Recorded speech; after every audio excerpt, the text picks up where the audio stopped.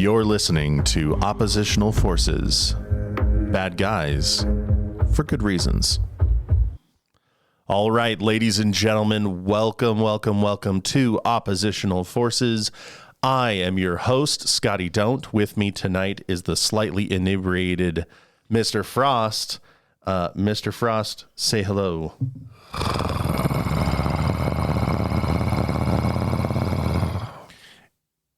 Hello.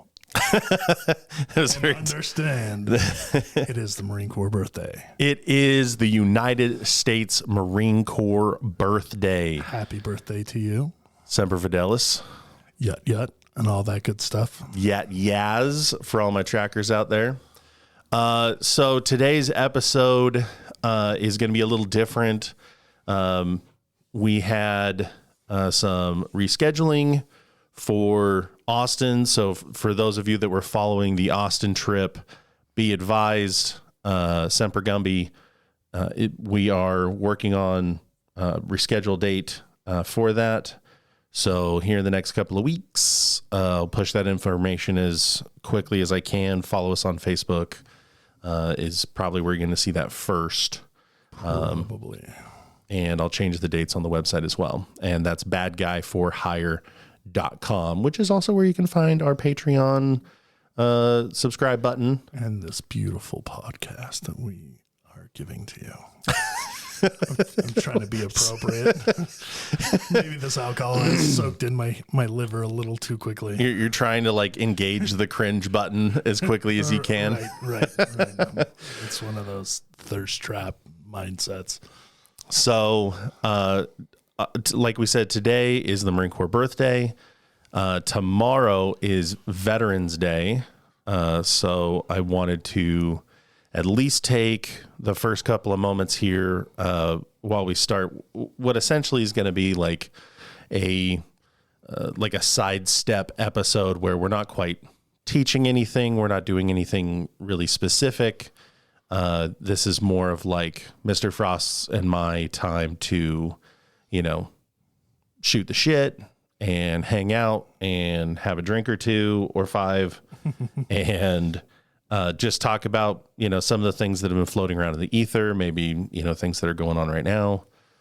Nothing political. Thank you, Mr. Frost. I know I'm such a party pooper. Well, I mean, if people want to consume political content, they can go elsewhere and they can get lots of it. Right. And we have opinions, but the motto that I live by is opinions are like assholes, and everyone has one and they all stink. Right. So it's just like being the villain. You're always the villain in somebody's story. It just depends on who's telling the story. Right.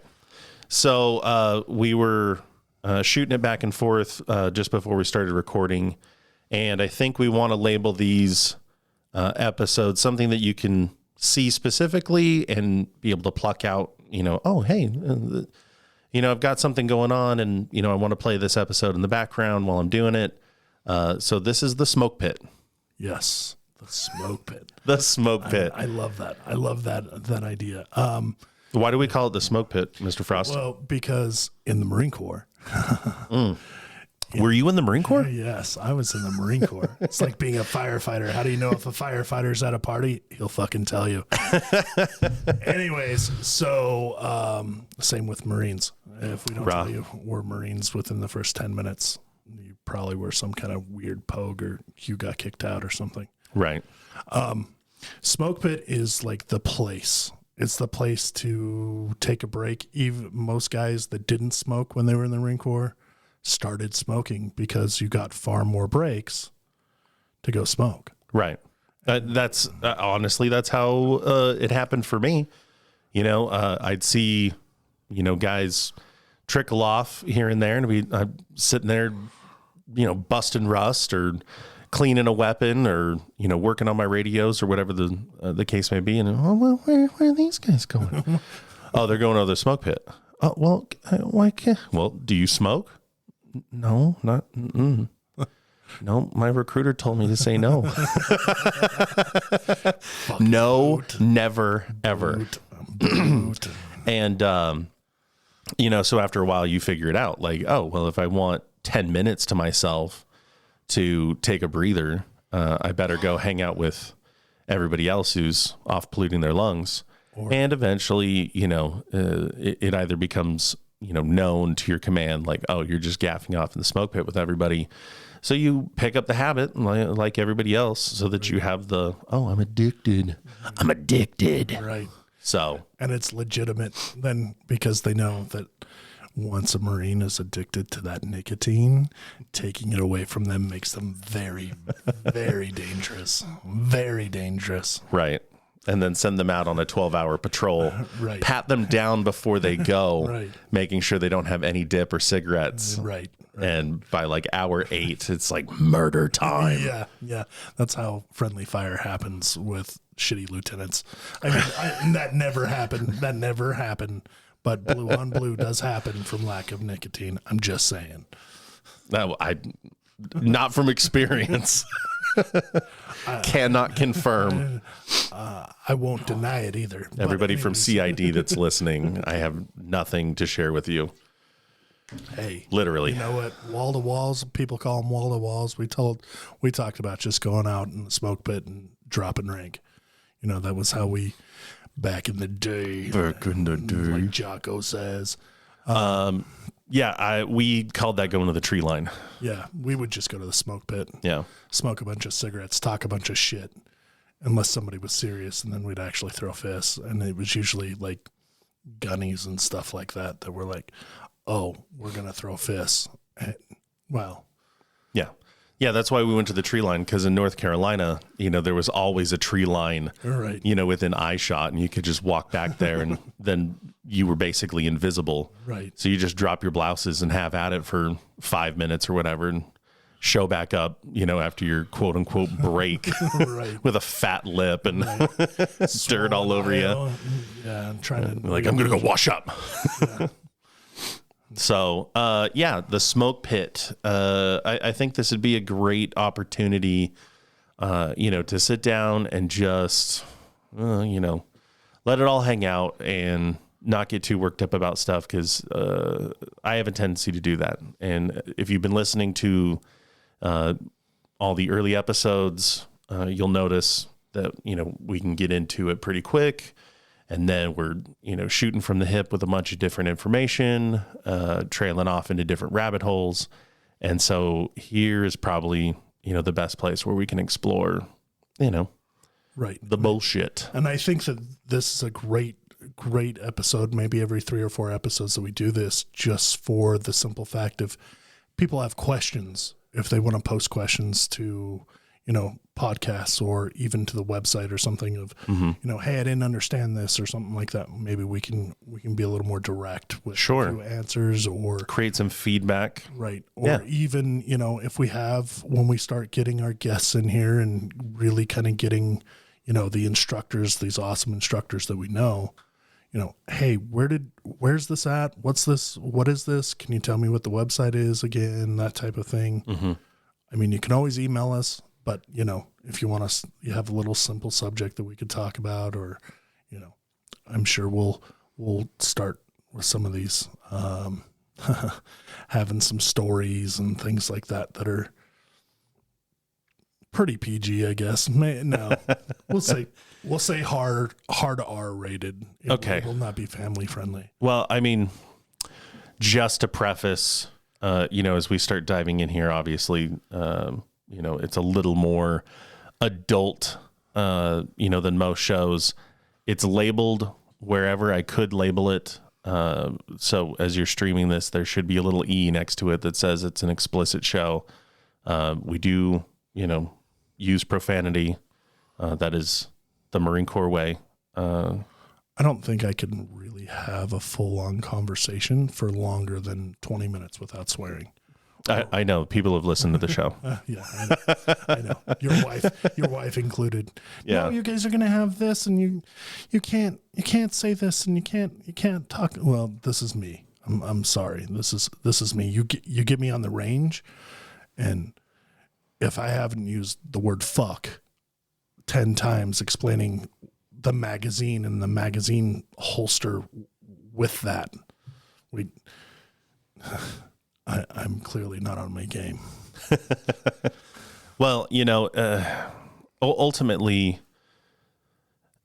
I'm struggling to remember where this comes from, but I explicitly remember that there was some sort of pseudoscience, quote unquote study article, whatever, that said, the people that use profanity often are considerably more honest. Right. And I don't know if that's true. I'd like to think it is, because I consider myself an incredibly honest person and a very profane person at the same time. Right. So if those things marry, then all the better.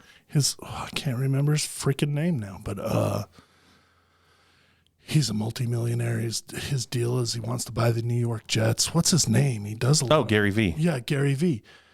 I just watched a thing where he's like, I fucking swear everywhere. Yeah. Like, it doesn't matter. I swear Unapologetically. Yeah. in front of my kids, everything, because this is me.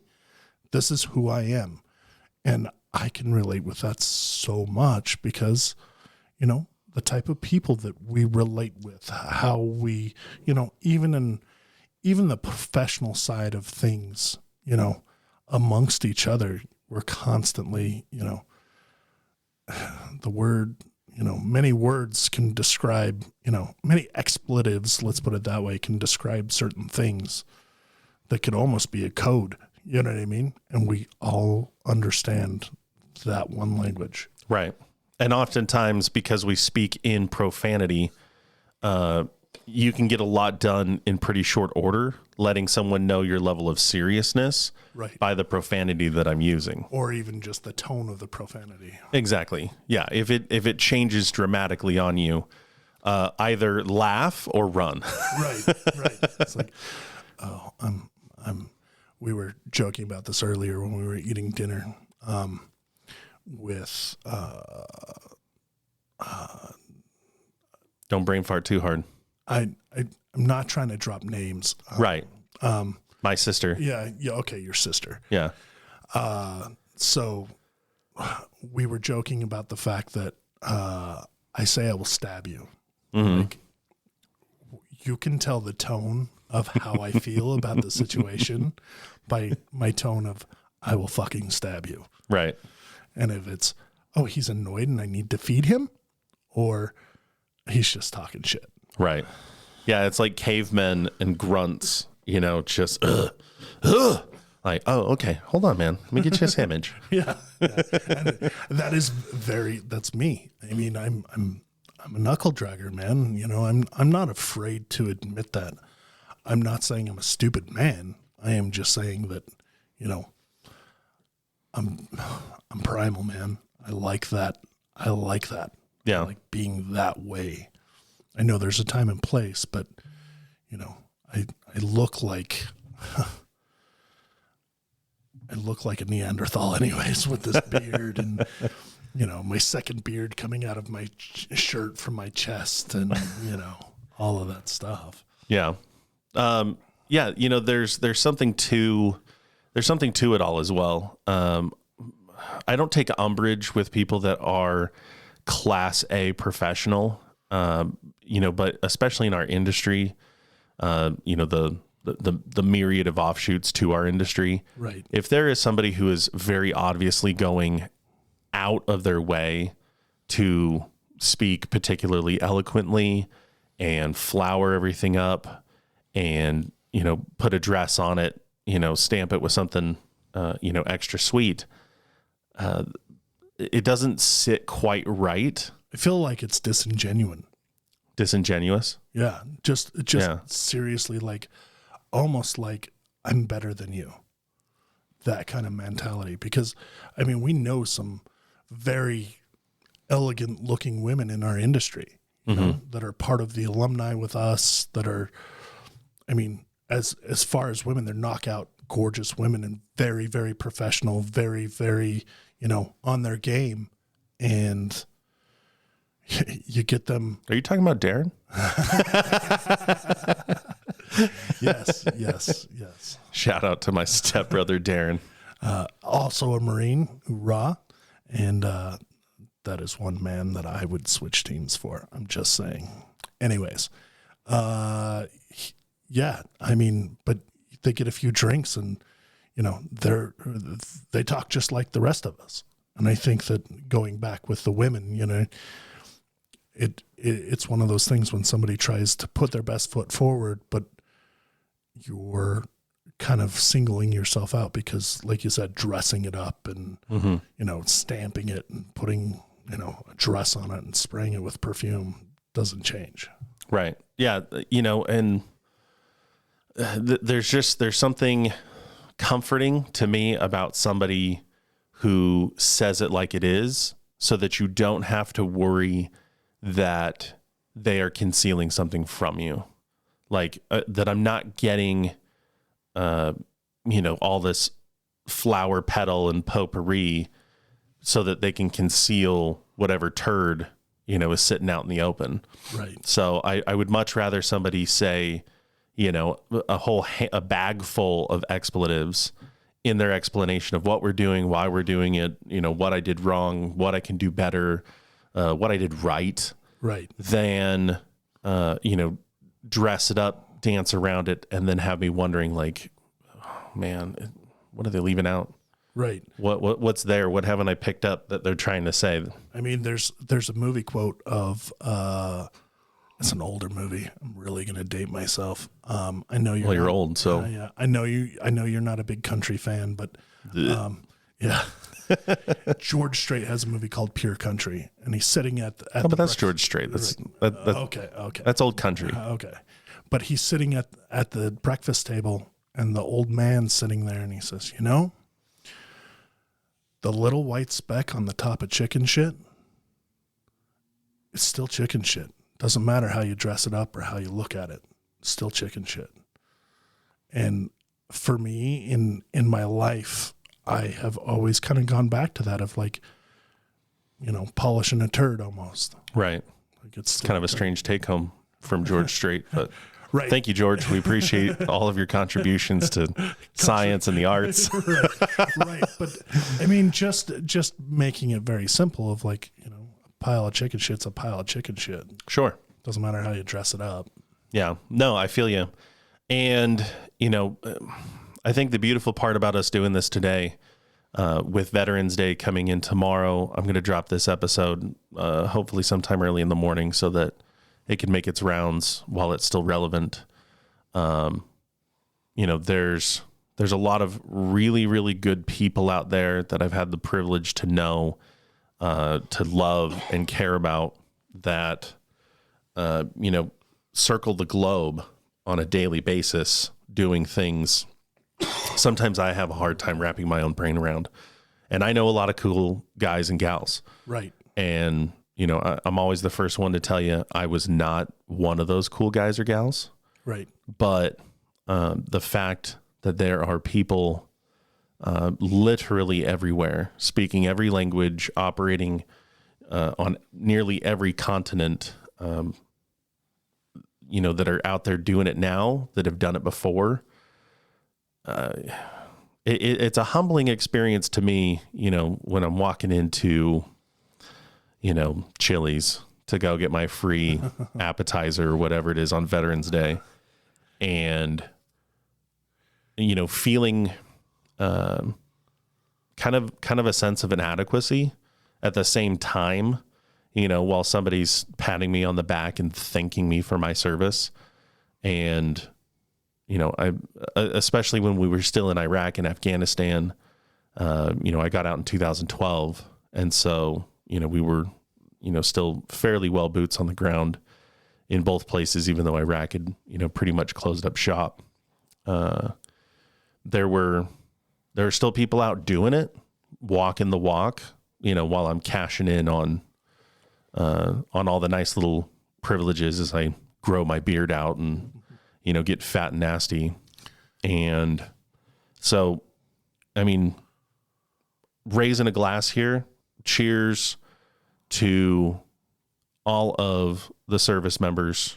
And even though, you know, the Coast Guard is now officially part of the Department of Homeland Security, you were once one of us in the DOD, and I raise a glass to you as well. So to all my airmen and sailors, Marines, soldiers, Coasties, Space Force now. Oh, the Space Force. Oh shit. I almost lost the Space Force. Right. Dude, that's a whole subgroup of listenership. I almost right. Because they're coming out of the woodwork to listen to us. Right. But yeah, the Space Force now, and all the little gears in the big transmission that makes this whole thing go round. We love you, and this is for you guys. Skull. So with that kind of being said, I'd like to touch on this. I'm not trying to drag this down because Don't drag it down, beat it.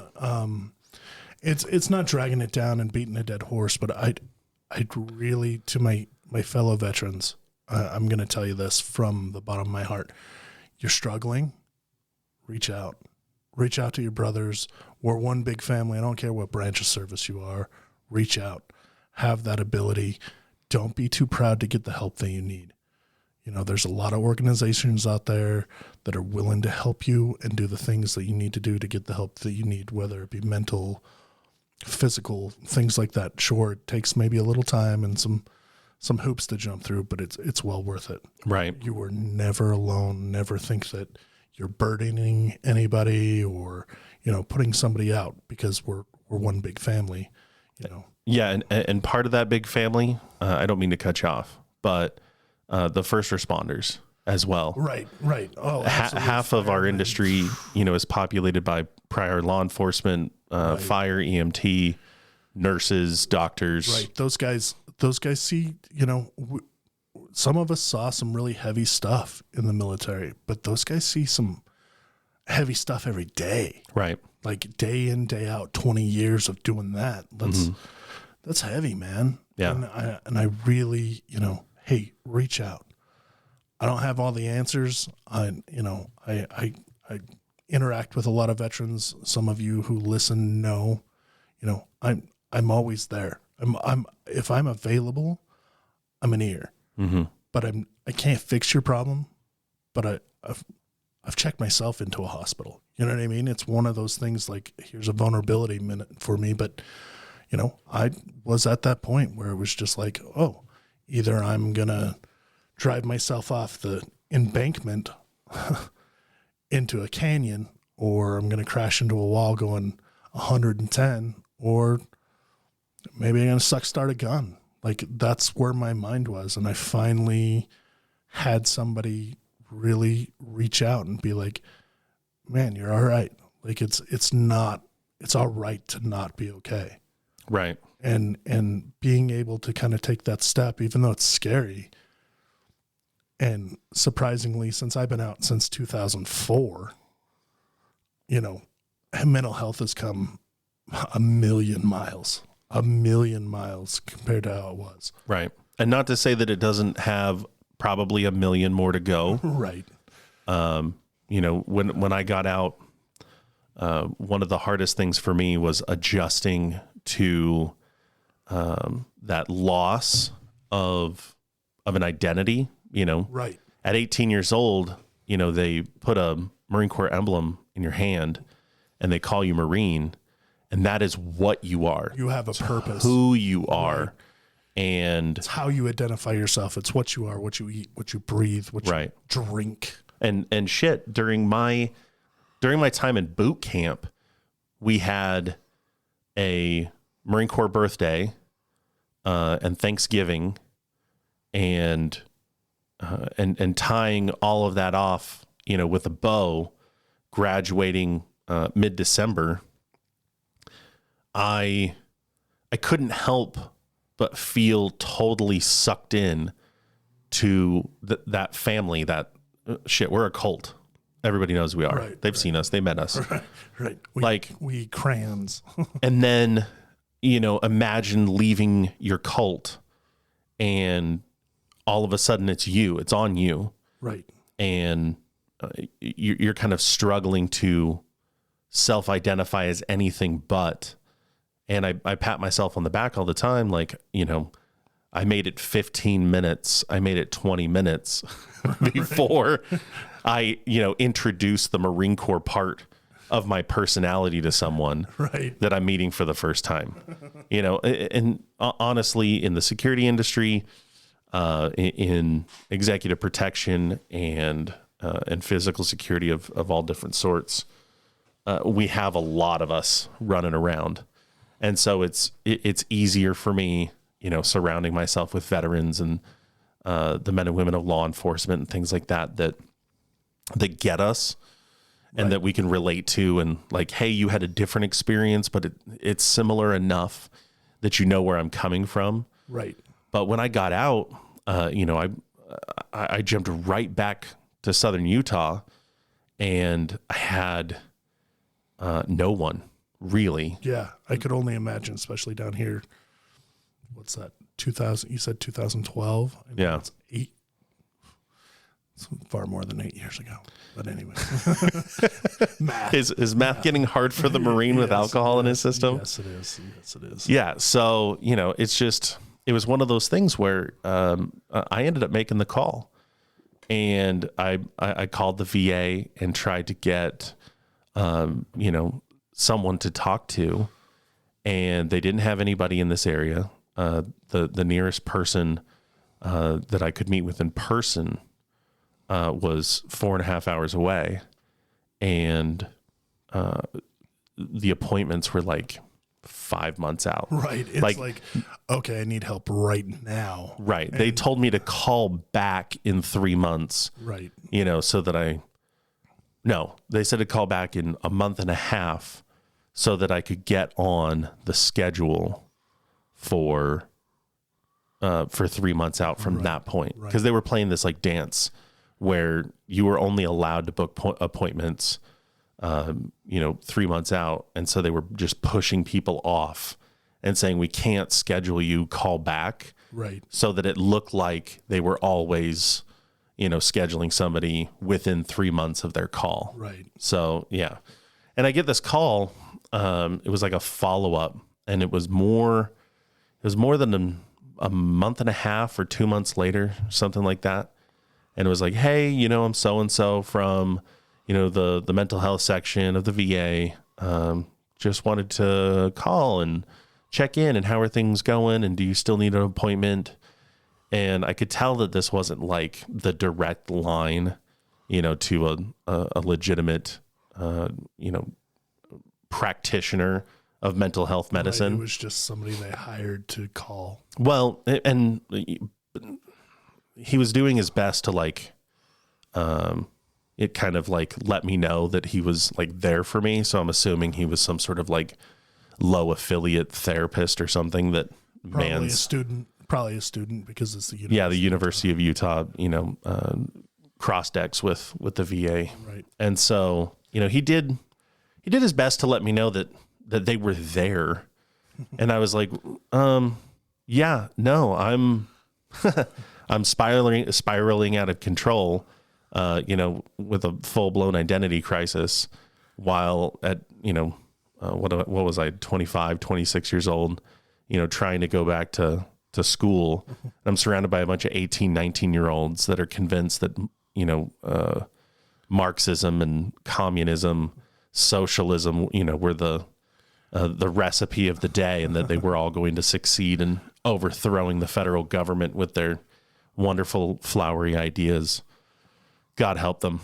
And I don't know. I had a really hard time getting going. And the reason I went into all of that is because I figured out what it is that I really needed. I didn't need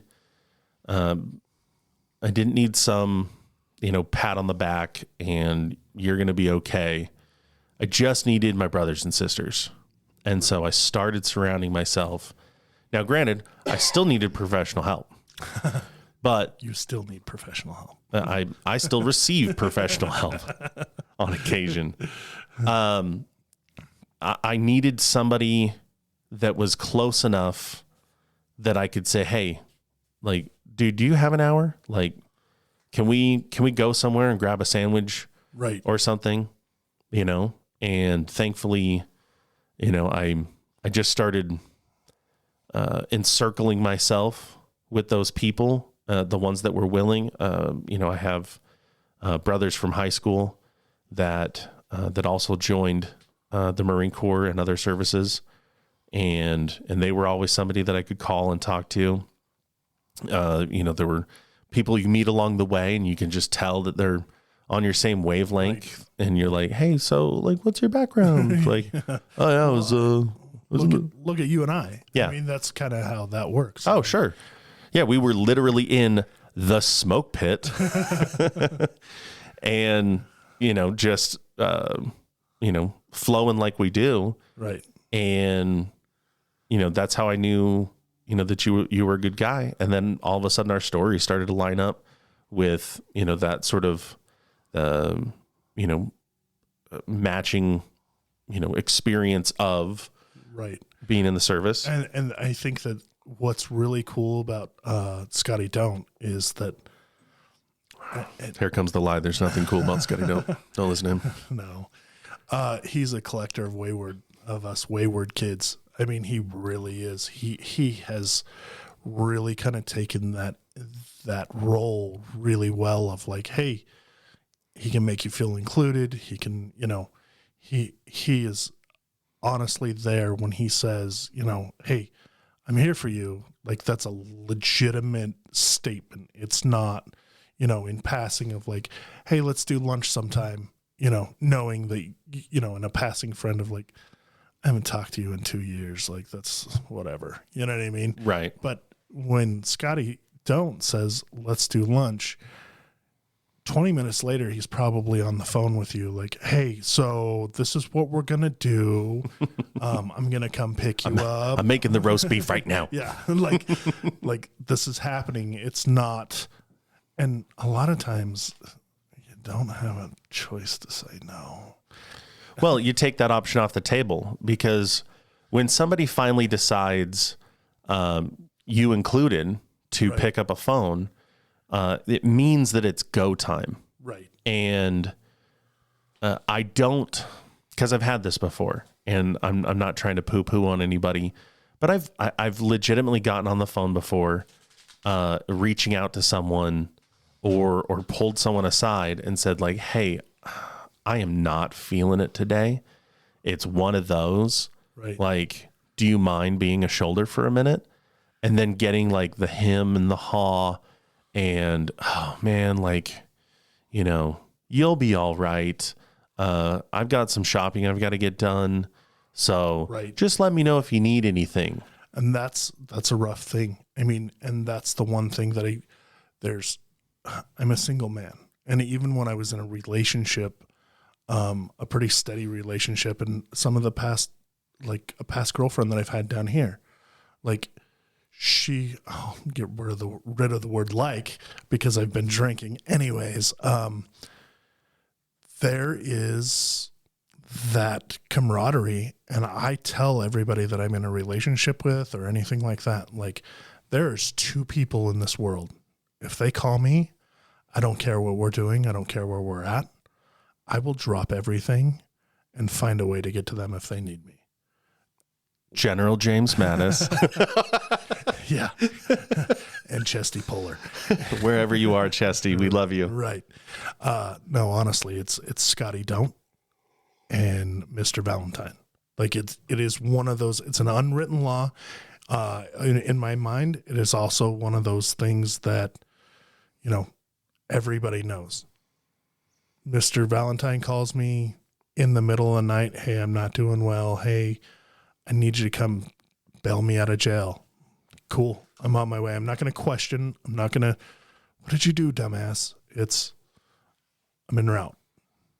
And it goes the same for Scotty Don't or any of his family or Mr. Valentine's family of, hey, my mom's not doing so well. Can you come down, help out at the house? Mr. Valentine lives 5 hours, almost 5.5 hours away. It wouldn't matter what I was doing. I would drop everything and en route. Yeah. No, and the reason, I guess we've turned this into Oprah's vulnerability hour. Right. But I think this is something that needs to be talked about, because I think that, even though we talk about the cool guy stuff, like all this cool training and all these things, I'm going to tie this into the month. It's Men's Mental Health Month. Yeah. I think that, having that ability to be vulnerable with people and just being honest and raw and real is a necessity that men, especially vets, especially cops, firemen, EMS, nurses, we're so used to being the hero or holding or saving the day or whatever, we forget to take care of ourselves, and people forget that we're human. Yeah. And we need to be able to have somebody to lean on. And if other people aren't going to let us lean on them, we need to do it for each other. Well, I think what drives me, and I honestly really appreciate, the kind words that you were saying a minute ago, because for me, the driving factor is not just because I've been there and I know what it feels like to have the right person in your corner at the right time. And I know what it feels like to have, the wrong person walk out of your corner at the wrong time. For me, it's really hard when you see a message on Facebook or one of your old mates, rings your phone and says, "Hey man, our buddy's gone." Right. And it's fucking shit. To feel like that woulda, shoulda, coulda, could I have reached out more often? Could I have been, more present? What were there signs and all these things? And you just never know. And that's the hardest part, is because you never know unless you're sitting in front of them or on the phone with them. And even then, sometimes people can conceal that stuff so well. Right. And I don't want to miss it. I don't want to miss it again, because I've missed so many. So, another story, he was in another platoon, in the same company I was with 1-4. He had been posting some kind of dark stuff, and he literally, one of his last posts was just like, something ain't right, and I was messaging back and forth through Messenger with him, and he just stopped messaging. It was like, bro, just keep talking. You know what I mean? I just kept texting and kept texting and kept texting through Messenger, and he wouldn't respond. And 2 or 3 days later, lo and behold, he was at work and they found him up on the rooftop. He offed himself. You know what I mean? And it's rough. It's one of those just shitty situations. And it's, what could I have done? What could I have done? I sat and beat myself up. But at the same time, I think about it and I go, all right, when I start to get really down and I'm really just kind of fucked up, I really start thinking about those guys and like, all right, I'm not going to be a statistic. As much as I think it would be easier to just fucking throw my hands up in the air and be like, fuck it, who cares? When I look around and look at the big picture and go, fuck, it's not that easy. It's really not that easy. I am my brother's keeper. And I really hold that near and dear because I don't have a whole lot of family. Right. So my veteran buddies, you, Mr. Valentine, you guys are my family, literally my family. I have some other guys that I love dearly that I look at family as well, and you all are that important to where, hey, no shit, something happens. All you got to do is make a phone call. Either I'm grabbing her shovel, I'm bringing a gun, or I'm bringing bail money, or, a strong back to help you. Right. Or just a shoulder to lean on. And, I don't have to know or understand what your strife is, but I will sit and cry with you all night long. Yeah. Not even question it. Not even question it, because I'm secure enough in myself. And and crying and all of that stuff. And I think that that's where we're losing the vulnerability of like, we're human, man. Yeah. No, one of my brothers was having a really hard time, and I was living with him at the time, and he said he was going to go catch a shower or something, but the look on his face was, I mean, you could read him like a book, you know? And about 10, 15 minutes later, I was like, nah, like, we're going to go figure this out real quick. Right. And I found him curled up in a ball in his shower, sobbing. Right. And fully clothed, like, you know, I'm sure I tossed my phone to the side, but I climbed in with him. Right. And I held my naked friend close and, you know, told him that I was there for him. Right. And sometimes that's all you need. But at other times, you know, I'm not a super affectionate person. You know that. What? Right. You don't want to hold hands and walk in the moonlight with me? I will, because it makes everybody else uncomfortable around us, but it's not on purpose. But I mean, even just saying I love you is hard for me. Yeah. That's a hard thing. I have made relationships toxic because I am not willing to do that with somebody that I actually do love, like in a relationship standard. And I'm starting to kind of come around to it. Don't get me wrong. But there was a time where Scotty would not get off the phone with me or wouldn't let me leave until I said it. Yeah. I like me. Yeah, no, I don't. It still kind of makes me cringe. No bullshit. But at the same time, I've done a little soul searching and had an experience this last weekend that was just freaking mind blowing. I had the opportunity to go sit in a sweat lodge, a legitimate sweat lodge, and do some really cool stuff and do some soul searching. And I kind of found myself again. And I've been smiling ear to ear since. You know what I mean? Like, everything's been all right. Like, I haven't, you know, usually 1 or 2 days, it's like, I don't want to get out of bed. I don't want to do this. I fucking hurt. My body hurts. I don't want to do this. I don't want to deal with people. And in actuality now, it's just like, no, I'm sidetracked on the TikToks, or I'm sidetracked on Facebook or something like that. Yeah. You know, where before I was just using that as an excuse of like, oh, I got sidetracked on TikTok, but in actuality, I was just sleeping because I didn't want to deal with it. I didn't want to deal with my emotions. I didn't want to deal with the crap. And I used that as an excuse. And now it's a legitimate excuse that, I got sucked into TikTok, fell down the rabbit hole of the BDSM community or something stupid. Okay. Yeah. I had to pick that back up. I'm sorry. We were kind of getting dark. No, I feel you. You know, the interesting thing about, you know, kind of delving into Veterans Day is it's not Memorial Day.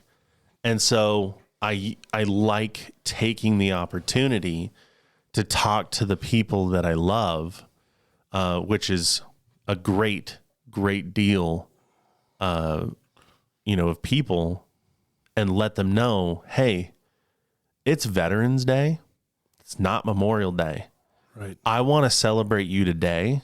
I want to reconnect with you. I want to drop you a line and let you know that I'm thinking about you, that I'm here for you, whatever, you know, right. Soft, squishy, you know, hugs and kisses, because I don't want to have to think about you on Memorial Day. Right. You know, I have a really good friend. Well, I consider him a really good friend. One of my ex-girlfriend's brothers, he's a retired warrant officer in the Army. This dude is smart, super, super smart, super tech savvy. I don't know what he did in the Army, but he literally told me, like, he has a group of friends. They don't believe in the 22 push-ups a day and raising awareness and stuff like that. The goal is in a week, they physically call 22 of their brothers every week.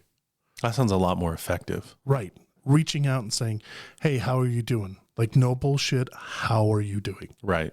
And just being totally vulnerable and honest of like knowing you can't fix their problem, but knowing that you're going to have a phone call from somebody and somebody you relate to and somebody you know that can say, hey, what's going on? Right. Like, even if it's just like, hey, literally things are going great in my life. Or, hey, I got 4 kids and an oopsie's on the way. You know what I mean?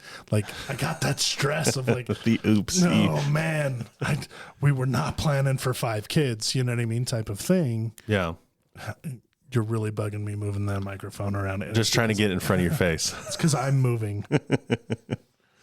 But the whole idea of it behind it is, I think, is fantastic. If more veterans would do that with each other, just not a text message, a physical call. And the reason why I say physical call is because we know each other. Right. If you know your boy, you can hear it in their voice of like, right. They're not doing well. I mean, Yeah. you can ask me literally, hey, are you doing okay, on a text message? And it's easy for me to say, yeah, I'm fine.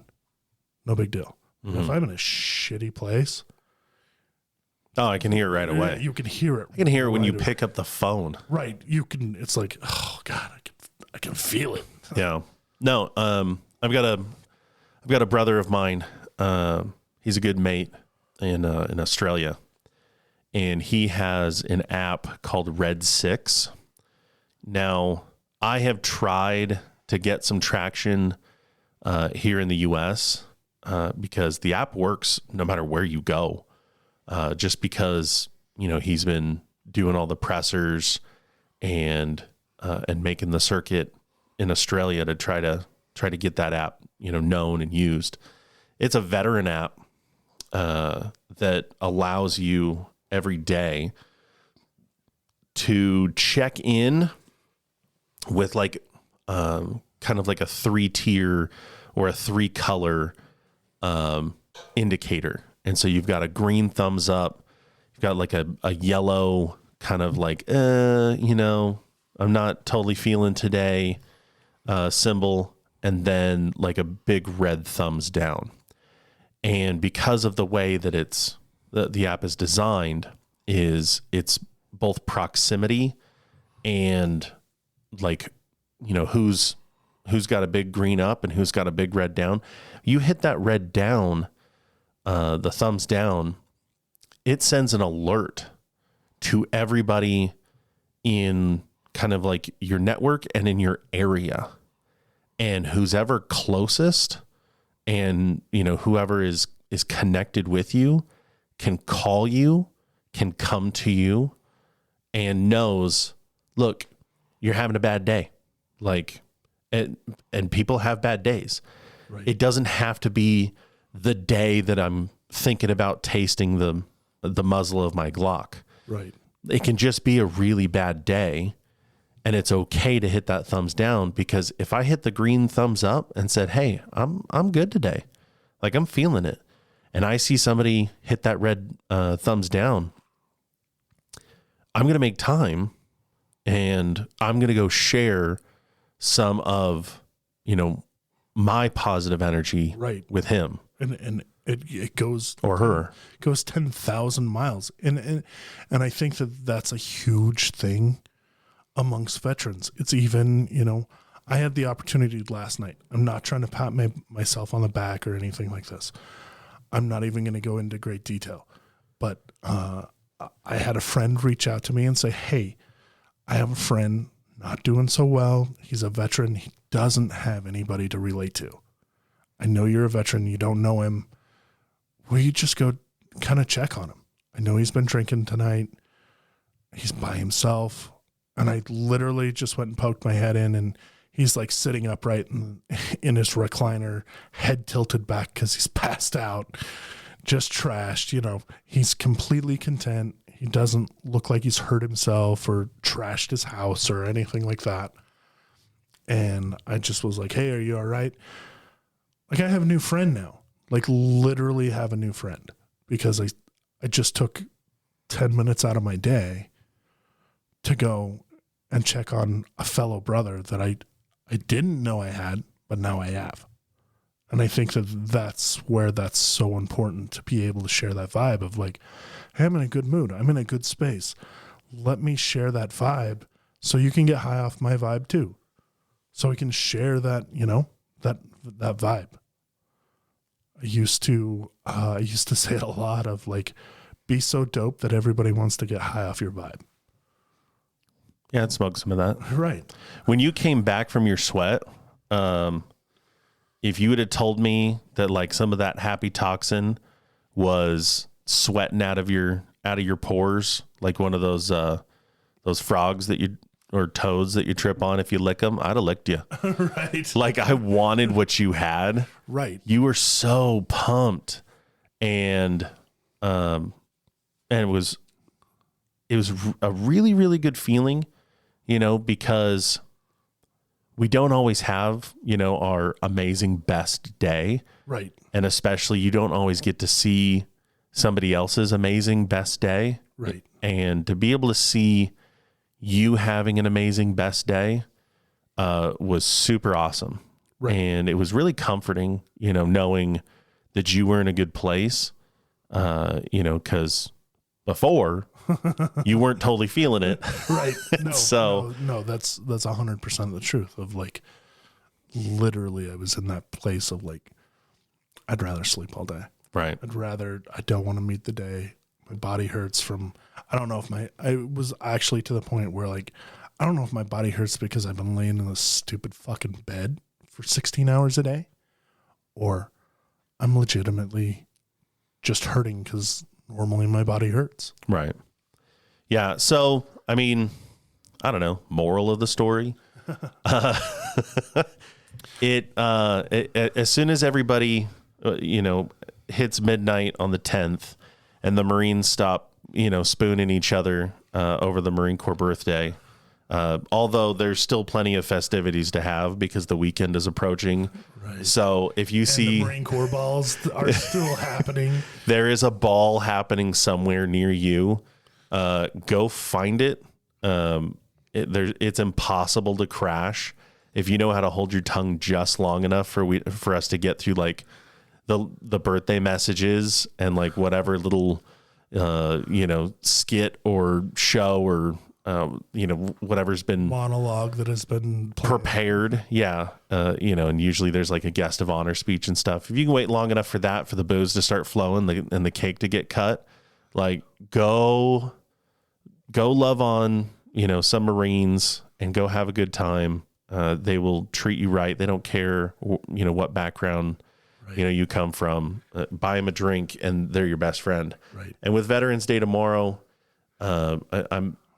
the major point I was trying to drive at is while we're all out getting, you know, our free appetizers, you know, from 8 different restaurants and compiling it all together to make one big free meal, you know, that we fucking hate that. rub our tight stomach about like, how many of those fried calamaris did I have? Right. Remember to reach out and talk to your veterans.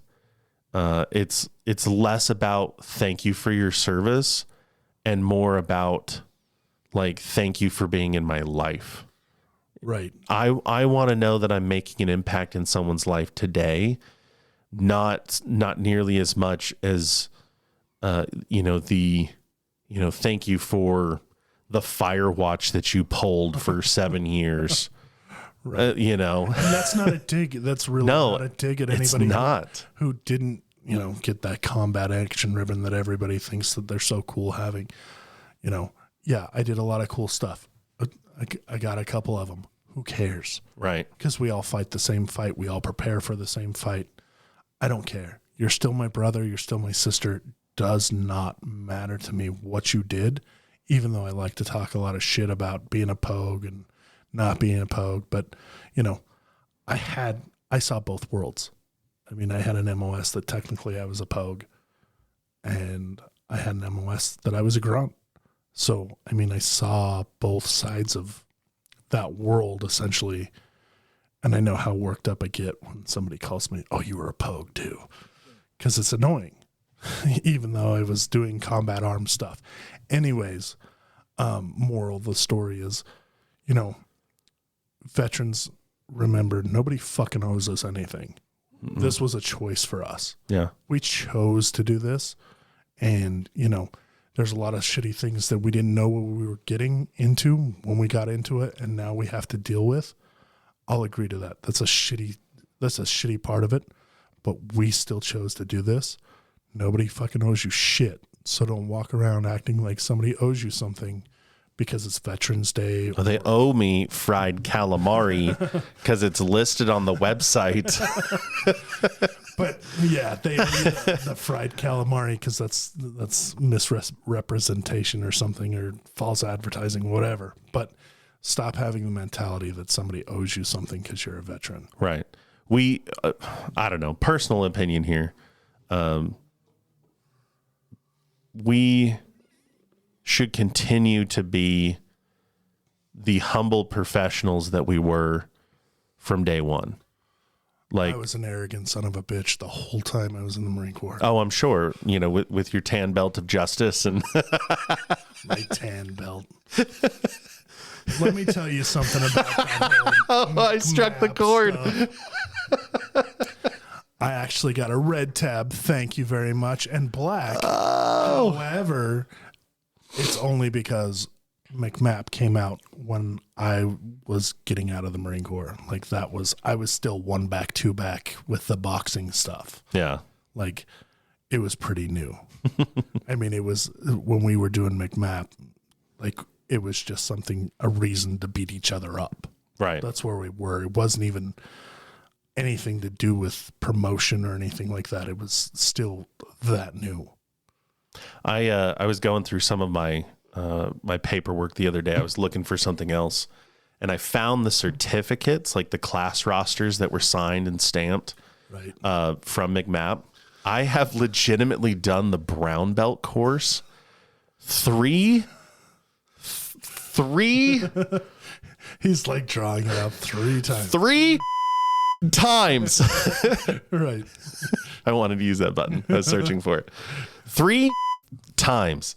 And every time it was a command decision that I could not obtain it. The first time because I wasn't an NCO, because I was a Lance Cooley at the time.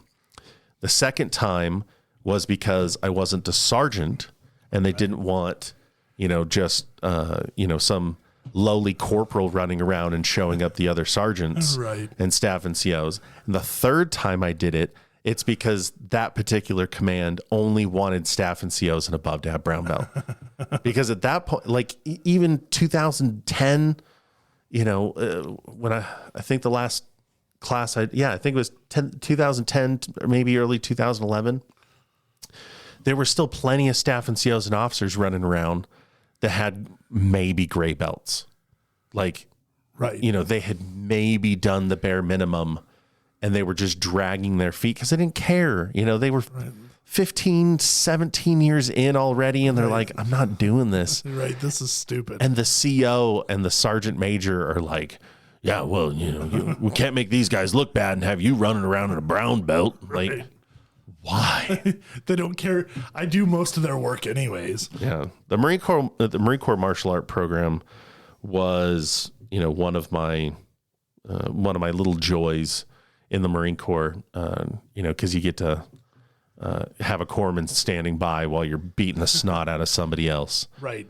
And I think that, you know, I never really had that growing up. Like, I fought a lot in high school and stuff like that. Sorry, guys, that fade out is mostly because his drunk ass can't find the microphone right in front of his face. Big black thing in front of my face. Anyways, I forgot what I was going to say. McMap. Oh, yeah. You know, I I didn't have that aggressive environment because I grew up in an environment where I was jumping around in foster care. You know, I was getting into other trouble, but it wasn't necessarily always fighting. And for me, excuse me, I've been a big dude my whole life. You know what I mean? It's not like I hit some growth spurt in high school. Right. I was 6 feet tall in junior high. Mm-hmm. You know what I mean? Like, okay, I was the biggest kid around, that type of thing. The kind of size that when you push someone over on the playground, you know, like they're immediately talking like felony adult charges. Right. Because they think that I'm from another school. I'm from off the street or something. Yeah, I've been there. Yeah. So, with that, like, it really brought out that drive in me of like bloodthirsty, especially, you know, being with Fast. Like, we're always all about the violence, and that's the Fleet Anti-Terrorism Security Teams. Yeah, and it's not all that. It's pretty high. Some people say it's high speed, low drag. It is. There's a lot of cool training. Do not get me wrong. Those guys are badass. We are all badass. But I'm going to tell you, like, some people kind of throw that in a category of SF. I don't feel it was, because I know some operators. I mean, you know, our buddy Kelly. You know, I can't, even in my prime, I wouldn't operate like he does. And he's been out for how long? You know what I mean? So let's be practical. Like, I wasn't all high speed, low drag. I got some high speed, low drag training. Don't get me wrong, and I retain some of that. When you haven't been drinking. Right. Anyways, where I was going is it just reinforced that whole violence. And I think now that I'm older, I get so excited about it.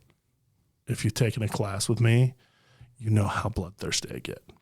Yeah, that's why, you know, we like being the bad guys, because when you hire us to come out and play with whatever type of training that you're doing, and you need an oppositional force, like, I'm grateful that you're paying us. Right. But it's not entirely necessary, because I'm getting so much more from it than you are. You know, we get to break our bodies a little bit more than they already are, right, while we help break other bodies. And that's a good day. Right. When you slip on my bag of marbles and as we Home Alone the house you're about to take over. Like, seriously, when I Home Alone your house and I say, I don't need any weapons to make your life really, really difficult. All I need is a can of gas, 10 feet of chain, 2 padlocks, and a bag of marbles. I'm not lying. And that excites me, because then it turns into, you have to play by different rules. I'm not armed, but I'm 3 times as dangerous because I think outside the box. Right. Well, it feels like a good smoke pit. Right. Yeah. Right. All right. Yeah, I'm chill with this. Right. I think we've done good things. Shout out to our executive producer, Mr. Tom Larson. You are the greatest, and I want to give you some extra love today. I hope give us some feedback. Scotty at badguyforhire.com or Mr. Frost at badguyforhire.com. Shoot us an email. If you have our phone number, then you deserve it. It's also on the website. You probably don't have my phone number. Yeah. But shoot us a message, you know, Facebook, Instagram, whatever. You can contact us through our website at badguyforhire.com. Give us some ideas for not only like regular episodes, you know, because we want to explore all sorts of corners of this universe, but also for these Smoke Pit episodes, we would love to have some feedback, some questions, some ideas, things that we can flow off of, you know, while Mr. Frost starts to feel the tingling in his nose and cheeks from from his libation here. Right.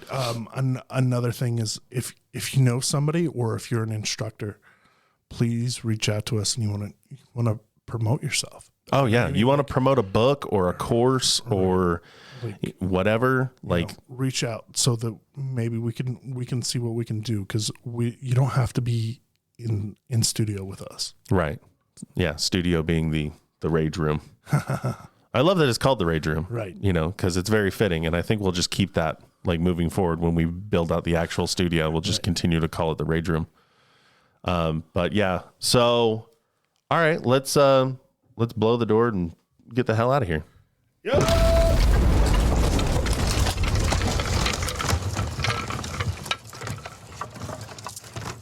All right. Thanks everybody for listening to Oppositional Forces. Once again, you can find us at badguyforhire.com.